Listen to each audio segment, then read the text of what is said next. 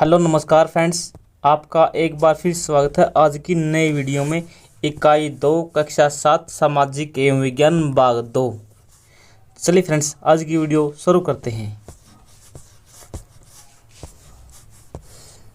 अध्याय 2।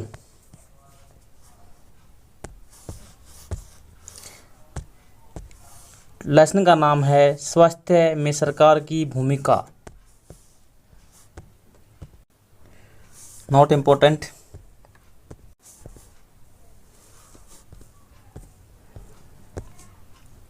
स्वास्थ्य क्या है?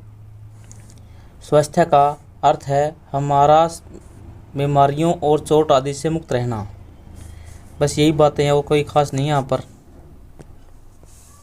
हमारा मनोबल हमेशा ऊंचा रहना चाहिए, शरीर सुस्त रहना चाहिए और सुस्त आक्रमण रहना चाहिए, चिंताग्रस्त होना चाहिए। लंबे समय तक डरे सहमे रहना स्वस्थ जीवन के लिए लक्षण नहीं है। लंबे समय तक डरे रहना, सहमे रहना स्वस्थ जीवन के लक्षण नहीं है। हम सबको तनाव मुक्त और प्रसन्न रहना चाहिए। हमारे जीवन के ये सभी पहलू स्वास्थ्य के हिस्सा हैं। भारत में स्वास्थ्य सेवाएं। भारत में स्वास्थ्य सेवाओं के कुछ पहलुओं का प्रशिक्षण करें। दी गई तालिका के प्रथम तथा द्वितीय संदर्भों में दिखाई गई है, तुलना की गई है नीचे। संसार में भारत में सर्वाधिक चिकित्सक महाविद्यालय हैं, यानी विश्व में जितने भी देश हैं सबसे ज़्यादा चिकित्सा महाविद्यालय कहाँ है? भारत में है। यहाँ सबसे अधिक डॉक्टर तैयार होते हैं। सबसे अधिक चिकित्सा महाविद्यालय भारत में है तो सबसे अधिक डॉक्टर भी यहीं पर तैयार होते हैं। लगभग हर वर्ष 30,000 से अधिक नए डॉक्टर तैयार होते हैं। कितने? 30,000 से अधिक नए डॉक्टर तैयार होते हैं। भारत के अधिकांश डॉक्टर शहरी क्षेत्रों में बसते हैं। भारत के अधिकांश डॉक्टर कहाँ रहते हैं? शहरी क्षेत्रों में रहते हैं। गांव में कोई नहीं जाना चाहता। ग्रामवासियों को डॉक्टर तक पहुंचने के लिए लंबी दूरी तय करनी पड़ती है। ग्रामीण क्षेत्रों में जनसंख्या के मुकाबले डॉक्टरों की संख्या बहुत कम है, यानी गांव में डॉक्टरों की संख्या बहुत कम है। पिछले वर्षों में स्वास्थ्य सेवाओं की सुविधा में काफ़ी वृद्धि हुई है। सन 1950 में भारत में केवल 2717 अस्पताल थे। 1950 में कितने अस्पताल थे? 2717 अस्पताल थे, याद रखेंगे। 1991 में कितने हो गए? 11,174। कितने हो गए? 11,174। कब हुए? 1991 में। 2017 में कितने हो गए अस्पताल? 23,583 हो गए। भारत में करीब 5 लाख लोग प्रतिवर्ष तपेदिक यानी टीबी, तपेदिक को बोलते हैं टीबी, से मर जाते हैं। भारत में प्रतिवर्ष टीबी से कितने लोग मरते हैं? 5 लाख लोग मरते हैं। स्वतंत्रता प्राप्ति से अब तक इस संख्या में कोई भी परिवर्तन नहीं हुआ है। यानी आज़ादी से लेकर अब तक यह संख्या ज्यों की त्यों बनी हुई है, कोई परिवर्तन नहीं हुआ। हर वर्ष मलेरिया के लगभग 20 लाख मामले की रिपोर्ट प्राप्त होती है। यह संख्या कम नहीं हो रही, यानी मलेरिया भी भारत में बहुत ज़्यादा है। भारत में विदेशों से बहुत बड़ी संख्या में इलाज कराने हेतु चिकित्सक पर्यटक आते हैं। चिकित्सक पर्यटक कौन से हैं? जो विदेशों से भारत में अपना इलाज कराने के लिए आते हैं। वे उपचार के लिए भारत के कुछ ऐसे अस्पतालों में आते हैं जिनकी तुलना संसार के सर्वश्रेष्ठ अस्पतालों से की जाती है।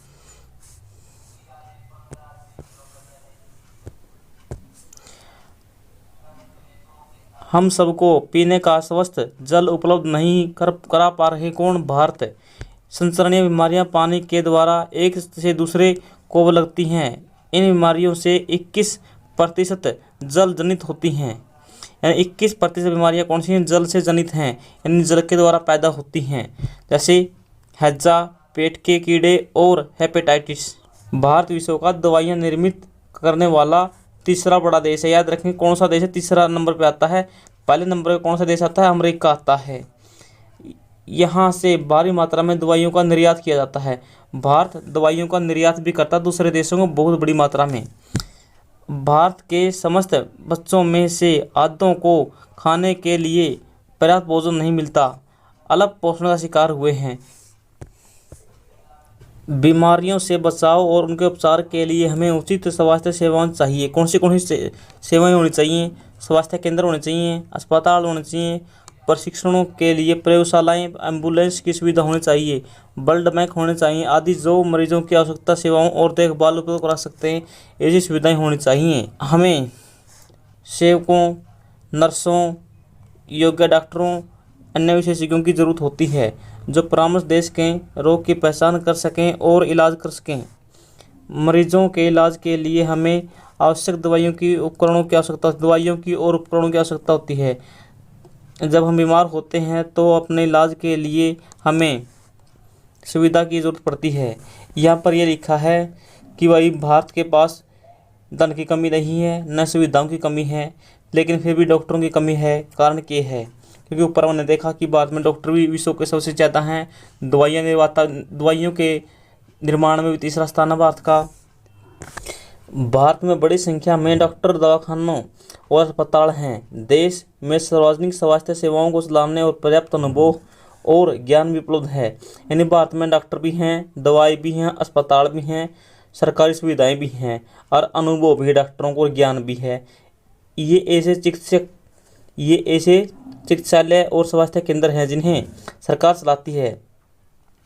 सरकार अपनी जनसंख्या के बड़े भाग की देखभाल करने में समर्थ है, जो सैकड़ों और हजारों गांवों में फैली है। इस विषय पर हम बाद में अधिक विस्तार से चर्चा करेंगे। साथ ही चिकित्सक विज्ञान में बहुत असाधारण प्रगति हुई है। इसके चलते देश में इलाज की तकनीकों और विधियों का उपलब्ध हैं। हम दूसरा स्तंभ दिखाता है, ऊपर स्तंभ दिए गए हैं जो कि हमारे देश में स्वास्थ्य की स्थिति खराब है। उपयुक्त सकारात्मक विकास के बाद भी हमारी जनता उचित स्वास्थ्य सेवाएं देने में असमर्थ हैं। विरोधाभास स्थिति जो हमारी अपेक्षाओं के विपरीत है। हमारे देश में पैसे की कोई कमी नहीं है, न ज्ञान की कमी, न अनुभव की कमी, फिर भी हम सबको स्वास्थ्य सेवाएं न देने में असमर्थ है। क्या कारण क्या है? फिर भी हम इसके बारे में विस्तार चर्चा करेंगे आगे। सरकारी अस्पतालों में आपको पता है लंबी लंबी लाइनें लगी रहती हैं। यहाँ पर हाकिम शेख की कहानी बताई गई है। हाकिम शेख कहाँ का था? पश्चिम बंगाल का था। खेती मजदूर समिति के सदस्य थे। ये किसका था? खेती मजदूर समिति का सदस्य था, जो पश्चिम बंगाल में खेतीहर मजदूरों का एक संगठन है। 1992 में इसको एक चोट लगी थी, ट्रेन से गिर गया था। यूँ गंभीर चोटें आई थी, नाजुक स्थिति थी, जो तुरंत इलाज की आवश्यकता थी। अस्पताल वाले ये बोले कि हमारे यहाँ पर जगह नहीं है, सरकारी अस्पताल वाले। फिर दूसरे अस्पताल में ले गए, वो भी बोले हमारे जगह नहीं है सरकारी में। आखिर में उसको निजी अस्पताल में भर्ती कराना पड़ा। ये नीयत है डॉक्टरों की। डॉक्टरों की नीयत बहुत ख़राब है। यदि इनकी नीयत साफ़ हो तो सभी काम अच्छे से हों। यदि इनकी नीयत साफ़ हो डॉक्टरों की, तो ये गाँव में जो जोड़ा छाप डॉक्टर होते हैं, इनकी आवश्यकता ही ना पड़े। लेकिन जो सरकारी डॉक्टर हैं ये अच्छे से काम नहीं करते। यही कारण है कि जोड़ा छाप अपना घर बनाए हुए हैं आज भी। यहाँ पर एक कहानी बताई गई है पूरी। ये सब बातें अपने काम की नहीं है। आप वीडियो रोक कर इनको सबको पढ़ सकते हैं अच्छे से। जहाँ से अपने काम की बातें अपन वही टॉपिक करेंगे। सार्वजनिक और निजी स्वास्थ्य सेवाएं कितने प्रकार की हैं? 2 प्रकार की हैं। कौन सी हैं? सार्वजनिक और निजी स्वास्थ्य सेवाएं। याद रखेंगे, सार्वजनिक सेवाएं। सार्वजनिक स्वास्थ्य सेवाएं स्वास्थ्य केंद्रों व अस्पतालों का एक श्रृंखला होती है जो सरकार द्वारा चलाई जाती है। यानी स्वास्थ्य सेवाएं और स्वास्थ्य केंद्र और अस्पतालों की एक श्रृंखला होती है। किसके द्वारा चलाई जाती है? सरकार के द्वारा चलाई जाती है। ये केंद्र व अस्पताल आपस में जुड़े होते हैं, जिससे शहरी व ग्रामीण क्षेत्रों दोनों को सुविधाएं प्रदान करते हैं। और ये सभी बीमारियों और साधारण से लेकर विशेष देखभाल की ज़रूरत की वाली बीमारियां का इलाज प्रदान करते हैं। ग्राम के स्तर पर एक स्वास्थ्य केंद्र होता है जहां प्राय एक नर्स और एक ग्राम सेवक रहता है। इन्हें सामान्य बीमारियों के इलाज के लिए प्रशिक्षण दिया जाता है और वे प्राथमिक स्वास्थ्य केंद्र डॉक्टरों की देखरेख में कार्य करते हैं। ग्रामीण क्षेत्रों में ऐसे केंद्र कई गांवों की ज़रूरतों को पूरा करते हैं। जिला स्तर पर अस्पताल होता है, यानी यहाँ से आपके एग्जाम में कौन सा प्रश्न आ सकता है। जो ग्राम स्तर पर होता है, क्या होता है, स्वास्थ्य केंद्र होता है, यहाँ से याद रखेंगे। उसमें प्राय एक नर्स होती है और एक स्वास्थ्य सेवक होता है, यानी एक हेल्पर होता है, और वे प्राथमिक स्वास्थ्य केंद्रों के डॉक्टरों की देखरेख में कार्य करते हैं। ये प्रशिक्षण दिया होता है, ये वैसे नहीं होते जिन बीमारियों का इलाज करना है उनको। ग्रामीण क्षेत्र में ऐसा कई गाँव की ज़रूरतों को पूरा करते हैं, यानी जो ये स्वास्थ्य केंद्र हैं ये कई गाँव की ज़रूरतों को पूरा करते हैं। जिला स्तर पर अस्पताल होते हैं। हमारे गांव में भी एक ऐसा ही अस्पताल है, वो आसपास के 3-4 गांव की आवश्यकताओं को पूर्ति करता है। जो ये स्वास्थ्य केंद्र होते हैं गाँव में, इनकी देखरेख कौन करता है, जो जिले का बड़ा हॉस्पिटल है नहीं वही की देखरेख करता है। यहाँ पर ये बात बताई गई है। आगे है सार्वजनिक क्या होते हैं। सरकार ने सभी नागरिकों की स्वास्थ्य सेवाओं के लिए वचनबद्ध है। अस्पताल स्वास्थ्य केंद्र स्थापित किए हैं, भाई सभी को स्वास्थ्य सुविधाएं मिले इसके लिए अस्पताल और स्वास्थ्य केंद्र स्थापित किए गए हैं। स्वास्थ्य केंद्र कहाँ होते हैं, गांव स्तर पर, और अस्पताल होते हैं जिला स्तर पर। इन सेवाओं को चलाने के लिए धन उस पैसे से आता है जो सरकार टैक्स देते हैं, यानी जो टैक्स हम सरकार को देते हैं, लोग देते हैं या हम देते हैं, उस सरकार से ही हमें ये सुविधाएं मिलती हैं। स्वास्थ्य सेवाएं हैं, अच्छा शिक्षा की सेवाएं हैं, इन सब के लिए हम टैक्स देते हैं सरकार को, फिर हम उसके बाद ही हमको क्या सुविधाएं मिलती हैं। सार्वजनिक स्वास्थ्य व्यवस्था एक महत्वपूर्ण पहलू है। इसका उद्देश्य अच्छी स्वास्थ्य सेवाएं निःशुल्क और बहुत कम कीमत पर देना। यानी जो सार्वजनिक स्वास्थ्य केंद्र है, इनका मुख्य उद्देश्य क्या होता है कि निःशुल्क और कम कीमत पर स्वास्थ्य सुविधाएं देना। जो स्वास्थ्य सेवाएं हैं, जो टीबी, मलेरिया, पीलिया, दस्त लगना, हैजा, चिकनगुनिया आदि को फैलने से भी रोकना किनका काम है, जो स्वास्थ्य सेवाएं हैं इनका काम है। इसकी व्यवस्था सरकार के द्वारा की जाती है। हमें सरकार को टैक्स क्यों देना चाहिए। सरकार कर से प्राप्त धन का उपयोग विभिन्न प्रकार की सार्वजनिक सेवाओं मुहैया कराने में खर्च करती है, जिससे सभी नागरिकों को फायदा होता है। प्रतिरक्षा, पुलिस, न्यायिक व्यवस्था, राजमार्ग इत्यादि सेवाओं के लिए सभी नागरिकों को लाभ होता है, अन्यथा इन सेवाओं की व्यवस्था स्वयं नागरिक नहीं कर सकते। करों से ही कुछ विकासात्मक कार्यक्रम सेवाएं उपलब्ध होती हैं, जैसे शिक्षा, स्वास्थ्य, रोजगार, सामाजिक कल्याण के कार्य, व्यावसायिक प्रशिक्षण इत्यादि, जिनसे जरूरतमंद नागरिकों को लाभ मिले। करों से प्राप्त धन का उपयोग कुछ प्राकृतिक आपदाओं को, जैसे बाढ़, भूकंप, सुनामी की हेल्प के लिए भी किया जाता है, उनकी राहत और पुनर्वास के लिए किया जाता है। अंतरिक्ष, परमाणु प्रक्षेपणों से संबंधित कार्यक्रमों के लिए भी करों से आय प्राप्त होती है, धन प्राप्त होता है। सरकार खास तौर पर गरीबों को कुछ सेवाएं प्रदान करती है जो वे बाजार से नहीं खरीद पाते। इसका एक उदाहरण है स्वास्थ्य संबंधी सेवाएं। उदाहरण के लिए मच्छरों का पैदा होने से रोकने के लिए अभियान चलाया जाता है, किसके द्वारा, स्वास्थ्य विभाग के द्वारा। कूलरों व छतों के पानी को एकत्र न होने देना, इससे क्या होता है, मच्छर फैलते हैं। मच्छरों से क्या फैलता है, मलेरिया फैलता है, डेंगू फैलता है। इस प्रकार ये काम भी सरकार करती है।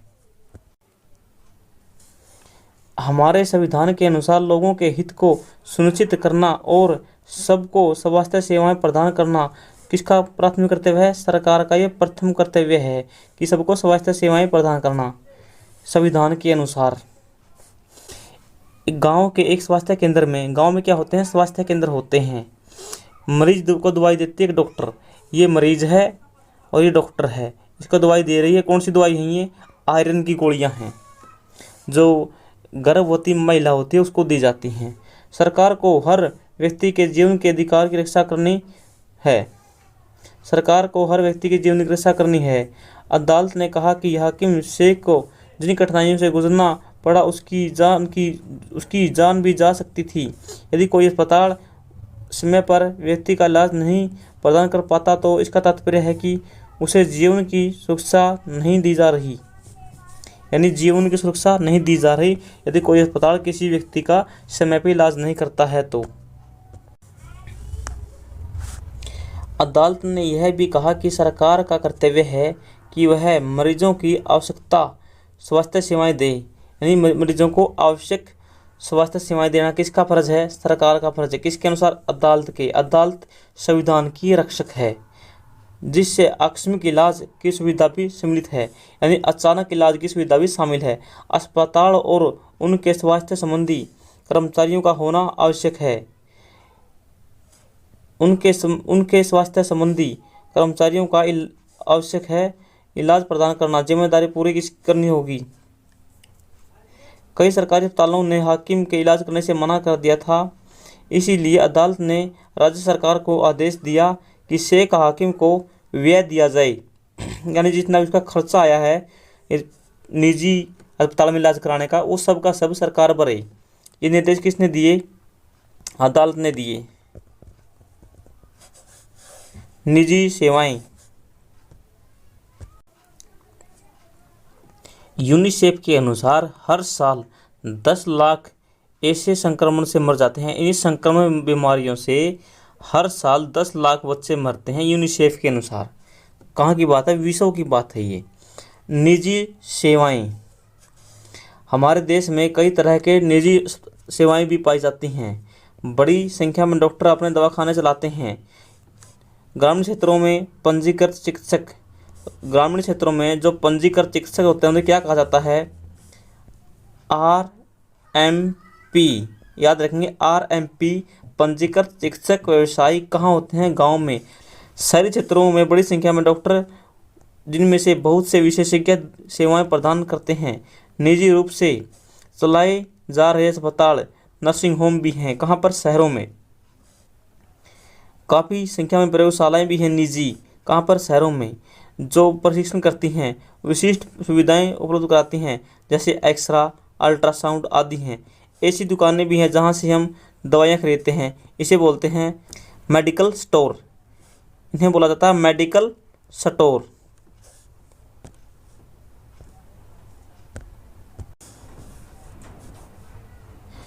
जो निजी स्वास्थ्य सेवाएं होती हैं, इन पर सरकार का स्वामित्व नहीं होता है, ये नियंत्रण नहीं होता है। ये किसकी होती हैं? सार्वजनिक स्वास्थ्य सेवाओं के विपरीत निजी स्वास्थ्य सेवाओं पर मरीजों को बहुत अधिक धन देना पड़ता है।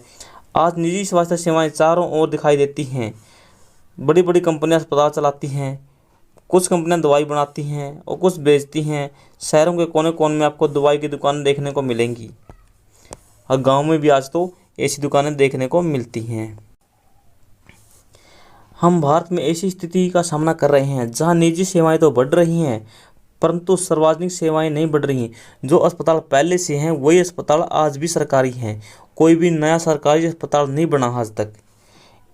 ऐसी दशा में लोगों को मुख्यतः निजी सेवाएं ही लेनी पड़ती हैं, क्योंकि निजी अस्पताल तो हर रोज़ खुलते हैं, लेकिन सरकारी अस्पताल जितने पहले थे उतने आज हैं। बहुत कम बढ़ोतरी होती है सरकारी अस्पतालों में। ये शहरी क्षेत्रों में केंद्रित हैं। शहरों में होते हैं सभी के सभी निजी अस्पताल। इन सेवाओं का मूल्य बहुत अधिक होता है, दवाइयाँ महंगी होती हैं, बहुत से लोग खरीदने में समर्थ नहीं हैं। इसीलिए जब परिवार में बीमार होता है तो उन्हें क्या लेना पड़ता है? किसी से ऋण लेना पड़ता है, ब्याज लेना पड़ता है। यहाँ पर क्या बात लिखी इस बॉक्स में? भारतीय आयुर्वेदिक परिषद का आयुर्विज्ञान नैतिक संहिता, यानी भारतीय आयुर्विज्ञान परिषद आयु का क्या है? नैतिक संहिता है, जिसे आयुष बोलते हैं हम, आयुष। जहाँ तक संभव हो प्रत्येक चिकित्सक को औषधियों के जेनेरिक उपचार की पर्ची पर लिखने चाहिए। उससे क्या होगा कि उस व्यक्ति को पता चल जाएगा उसमें किस चीज़ की कमी है, वो अपना इलाज खुद भी कर सकता है यदि उसे अपनी रोग के बारे में पता चल जाए। कुछ निजी सेवाएं अधिक कमाने के लिए प्राय ऐसे कार्यों को प्रोत्साहित करते हैं जो सही नहीं है। कई बार सस्ते तरीके उपलब्ध होने पर भी उनके प्रयोग नहीं किए जा सकते। उदाहरण के लिए प्राय देखा जाता है कि कुछ चिकित्सक ज़रूरत से ज़्यादा दवाइयाँ, इंजेक्शन, सेलाइन आदि की सलाह देते हैं, जबकि साधारण से भी इलाज हो सकता है। आपके घर में यदि कोई बीमार हो तो उसको क्या करें? उसको साधारण से दवाई दें, पहले घर पे ट्रीटमेंट करें अच्छे से। यदि घर पे काम चले तो अस्पताल में न जाएं, क्योंकि अस्पताल में आपके बहुत ज़्यादा पैसे लिए जा सकते हैं। इसीलिए बहुत ज़्यादा पैसे देने से बचें और अपना इलाज घर पे करें, देसी दवाओं से करें। जनसंख्या के 20% लोग ही बीमारी के लिए क्या है दवाई खरीदने में सक्षम हैं। वे लोग भी जिन्हें हम गरीब नहीं समझते दवाई संबंधी खर्चों को उठाने में कठिनाई का अनुभव करते हैं। यानी जो अमीर हैं थोड़े बहुत, वो भी दवाई नहीं ले सकते। एक अध्ययन में यह पता चला है कि जो लोग अस्पताल में किसी बीमारी या चोट लगने के कारण भर्ती होते हैं तो उनमें से 40% लोग खर्चों के भुगतान करने की पैसे उधार लेते हैं। यानी जो 40% लोग हैं क्या लेते हैं कि बाहर से किसी से पैसे उधार लेते हैं, ऋण लेते हैं दवाई लेने के लिए। मेरे साथ भी ऐसी ही घटना घटी थी। एक गरीब लोगों के लिए परिवार में हर बीमारी चिंता और मुसीबत का कारण बनती है गरीबों के लिए। इससे बड़ी बात यह है कि ऐसी स्थिति बार बार आती है। गरीब लोग पहले से ही पोषण की कमी होती है, क्योंकि खाने पीने की कमी होती है गरीब लोगों में। ये परिवार उतना भोजन नहीं खाते जितना उन्हें खाना चाहिए। उन्हें जीवन की आधारभूत आवश्यकताएं जैसे पीने का पानी, घर के लिए पर्याप्त जगह, साफ वातावरण तक उपलब्ध नहीं है। ग्रामीण इलाके में एक जीव के द्वारा दवाखाना बनाया गया है मलेरिया उन्मूलन के लिए। इसके अंदर ही सब दवाइयां हैं जो मलेरिया को समाप्त कर सकती हैं। इस गर्भवती औरत को एक योग्य डॉक्टर को दिखाने के लिए कई किलोमीटर पैदल चलना पड़ता है। यानी देख लीजिए पैदल है, ये इसका गर्भवाड़ा है, ये पैदल जा रही है, प्रेग्नेंट लेडीज है। ये बहुत बड़ी समस्या है आज भी गाँव में। कभी कभी तो केवल पैसा ही लोगों के बेहतर इलाज का बाधक बन जाता है। उदाहरण के लिए महिलाओं को तुरंत इलाज की चाहिए, डॉक्टर के पास नहीं ले जाता। कई आदिवासी क्षेत्रों में स्वास्थ्य केंद्र कम हैं, वे भी अच्छी तरह नहीं चलाए जाते। वे निजी स्वास्थ्य सेवाएं उपलब्ध नहीं हैं। कहाँ पर? आदिवासी क्षेत्रों में और ग्रामीण क्षेत्रों में ऐसी कंडीशन देखने को मिलती है। क्या किया जा सकता है? यहाँ पर क्या लिखा है, हमारे देश में स्वास्थ्य की दशा अच्छी नहीं है। इन लोगों को स्वास्थ्य सुविधाएं अच्छे से नहीं मिलती हैं। सरकार का कर्तव्य है कि वो अपने सभी नागरिकों को और अच्छे से स्वास्थ्य सुविधाएं प्रदान कराए, और कोई बात नहीं। यहाँ पर केरल का अनुभव। केरल कहाँ पर है पहले मैप में देखते हैं आपके लिए एक बार। ये रहा केरल। 1996 में सरकार ने राज्य में कुछ महत्वपूर्ण परिवर्तन किए। राज्य के बजट का 40%, यानी राज्य का बजट है उसका 40% पंचायतों को दिया गया। इससे पंचायतें अपने आवश्यकताओं की योजनाबद्ध तरीके से पूर्ति की, यानी जो भी आवश्यकता है पंचायतों को उनकी पूर्ति की। इससे गाँव में पीने का पानी, आहार, औरतों के विकास और शिक्षा के लिए काम किया गया। इसके परिणाम स्वरूप जल वितरण व्यवस्था की गई और स्कूलों और आंगनबाड़ियों में काम को सुनिश्चित किया गया। गांव की विशेष समस्याओं को और ध्यान दिया गया। स्वास्थ्य केंद्रों में सुधार किया गया। इन सब कार्यों से स्थिति में सुधार आया। इतने प्रयत्न के बाद भी कुछ समस्याएं तो बनी रही, जैसे दवाइयों की कमी, अस्पतालों के पर्याप्त बिस्तर, पर्याप्त डॉक्टरों की कमी आदि समस्याएं फिर भी बन रही। लेकिन ये काम बहुत बढ़िया किया था केरल की सरकार ने। अपना 40% धन पंचायतों को दे दिया, भाई अपने इस आवश्यकता अनुसार कोई भी काम करो। में कोस्टरिका। एक बार एग्जाम में ये प्रश्न आया था कि कोस्टरिका किस देश में है। ये मध्य अमेरिका में है। सबसे स्वस्थ देश माना जाता है। ये विश्व का सबसे स्वस्थ देश है। इसका मुख्य कारण है कि यहाँ के संविधान में लिखा गया है, क्या लिखा गया है कि कई वर्षों पहले कोस्टरिका ने एक बहुत महत्वपूर्ण निर्णय लिया कि वे देश में सेना नहीं रखेंगे। यानी कोस्टरिका देश के पास अपनी सेना नहीं है। इससे उन्हें सेना पर व्यय किए जाने वाला धन को लोगों की शिक्षा, स्वास्थ्य और अन्य आधारभूत जरूरतों पर खर्च करने में मदद मिलती है। कोस्टरिका की सरकार मानती है कि देश के विकास के लिए देश का स्वस्थ होना बहुत ज़रूरी है। यानी देश के विकास के लिए देश के लोगों का स्वस्थ होना बहुत ज़रूरी है, तभी देश तरक्की करेगा। इसीलिए अपने देशवासियों के स्वास्थ्य पर बहुत ध्यान देती है। कोस्टारिका की सरकार अपने सभी निवासियों को स्वास्थ्य की सुविधाएं, मूलभूत सेवाएं हैं सुविधाएं देती है। पीने का पानी, सफाई, पोषण, आवास, स्वास्थ्य की शिक्षा महत्वपूर्ण है। स्वास्थ्य संबंधी ज्ञान एक महत्वपूर्ण भाग है यहाँ पर। ये काम भारत में भी किया जा सकता है। छठी कक्षा से लेकर और 10वीं कक्षा तक स्वास्थ्य संबंधी अलग से बुक लगानी चाहिए।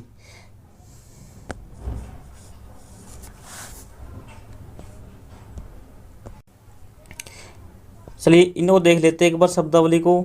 सार्वजनिक क्या होता है, हमने पढ़ लिया है जो सरकारी होता है। निजी क्या होता है, जिस पर व्यक्ति या कंपनी का मुनाफा ज़्यादा होता है, निजी होता है। चिकित्सक पर्यटक क्या होते हैं, जो बाहर से इलाज कराने के लिए भारत में आते हैं, उन्हें चिकित्सक पर्यटक बोला जाता है। संचरणीय बीमारी क्या होती हैं, ये बीमारियां हैं जो एक व्यक्ति से दूसरे व्यक्ति में फैलती हैं। किसके माध्यम से, कई माध्यम से फैलती हैं। कौन से माध्यम हो सकते हैं, पानी, भोजन, हवा। संचरणीय बीमारी किसी के द्वारा फैलती हैं। ओपीडी क्या होती है, आउट पेशेंट डिपार्टमेंट। याद रखेंगे, आपने अस्पताल में लिखा देखा होगा ओपीडी। ओपीडी कई बार लिखा देखा होगा आपने। आउट पेशेंट डिपार्टमेंट यानी बाह्य रोगी विभाग होता है। अस्पताल में किसी विशेष वार्ड भर्ती होने से पहले रोगी की ओपीडी की जाती है और तब ये जांच की जाती है कि भाई इसका कोई और बीमारी तो नहीं है, बस इसका इलाज किया जाए। नैतिक आचार किसी व्यक्ति के व्यवहार को प्रभावित करने वाले नैतिक सिद्धांत होते हैं। जेनरिक नाम क्या होते हैं, दवाइयों के रासायनिक नाम। वे दवाइयाँ प्रयुक्त सामग्री की पहचान करने में मदद करते हैं।